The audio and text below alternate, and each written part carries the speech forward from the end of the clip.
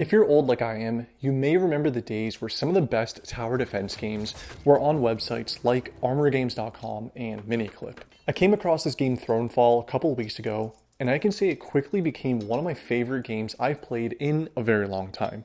Make sure to subscribe to the channel if you like this video. Let's get right into it. Thronefall is made by the same two people who created another game I love and showed on this channel, Islanders. And part of why I love this game is what the developers had to say about it, specifically the inspiration for it. And the creators said they gained inspiration for Thronefall as they began having less time to play games due to their preoccupation with work and everyday life.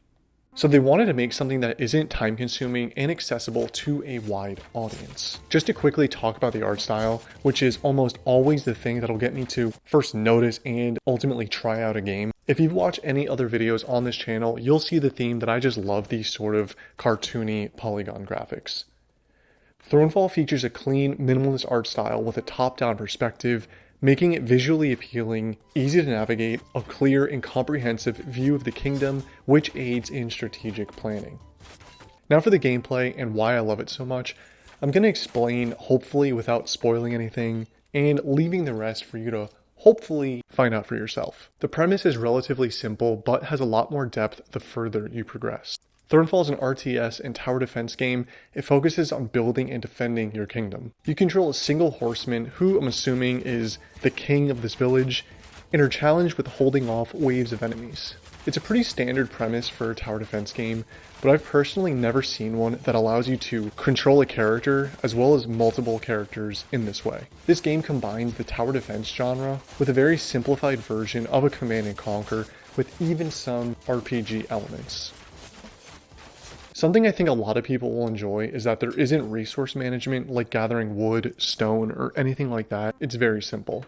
The only resource you have to collect is gold, which is automatically gained at the end of each enemy wave, and that gold earned after each wave can be spent different ways to hold off the next wave, like purchasing units or upgrading units.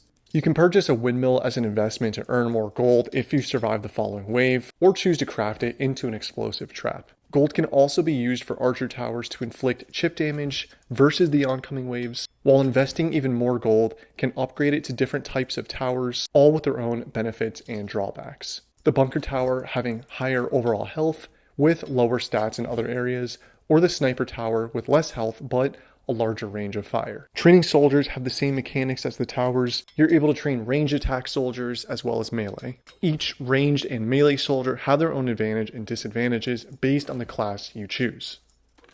And making the decision on which to purchase heavily depends on things like what types of enemies will be in the next wave, location, and things like that. Houses can be purchased and upgraded as an investment to earn even more gold on the following wave, but at the expense of not having that gold to use on additional soldiers, traps, or towers. The houses, towers, walls, traps you choose to build all have predetermined locations, and while it seems like this might be something that hindered creativity, it really did the opposite. It allowed for putting the focus on what to upgrade rather than spending too much time on placement that ultimately didn't matter too much. And that's actually where the creative part of this game really came into play. Since there's a solid number of different types of enemies, it really goes beyond just mindlessly attacking. Each unit you command has its own strengths and weaknesses, and it's up to you to decide where you place them before the next wave to eliminate as many as possible before they attack or destroy your village. Things like placement and formation really matter with specific waves. And speaking of commanding, that plays a huge role as well. Before and during a battle, monitoring your village to see which side needs support is a big part of the gameplay. Controlling your character, you're able to command your units and have them follow you to a specific point in battle. And for me, that's really what separates this from the run-of-the-mill tower defense. Being able to physically control a character and make adjustments based on how it's going really makes for a nice gameplay mechanic. Something else that really stood out to me and made this feel a little bit more like an RPG was the fact that you have a character level in the game, meaning you unlock new weapons and abilities that totally affect how you play moving forward. Some of these abilities allow you to start with things like armor and attacks for the character you control, but at the expense of weaker soldiers you command. I'm far from unlocking all the different weapons and abilities, but there are a lot to choose from. There's a specific ability that increases the gold you get after each wave, but dramatically lowers your character's health And it's just these types of things that change the game from easy to moderate to impossible. As the biomes change, so do the level's difficulty, the enemy's abilities, the traps I have access to, and even the boss fights. And it's just fun to try a different strategy to finally find one that pays off and ultimately gets you the win. The game gradually increases in difficulty, introducing new enemy types with stronger waves, requiring you to continuously refine your strategies. And refining strategies ranges from things like positioning soldiers in a different formation based on where and when the waves are coming, or spending gold to put up a wall instead of using that gold toward a tower. However you want to try and play is up to you, because there are several ways to win and ultimately enjoy this game as much as possible. Thronefall so easily became one of my favorite games that I've played in some time. It just checked all the boxes for me. It has a 10 out of 10 on Steam, which speaks for itself because in my experience, game reviews on Steam don't really pull any punches.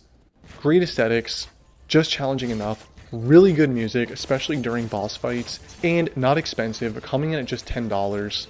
And I didn't even mention that it's controller supported. I've been playing on controller this entire time, and it's like it was made for it. And while right now this game is only on Windows and Mac, without any news of a console port, I think Thronefall would make a perfect game for Switch. As of right now, there's only 6 levels. There was an update today, as of recording this, that I'm excited to try out, so I'm looking to get several more hours of fun out of Thronefall. Anyways, that's pretty much all I have to say about this game. Let me know if you've ever played Thronefall or even heard of it before this video, and consider checking it out on Steam. I hope you guys enjoyed this video. Let me know if you want to see more content like this one. Make sure to like and subscribe for more content like this, and I'll see you in the next video.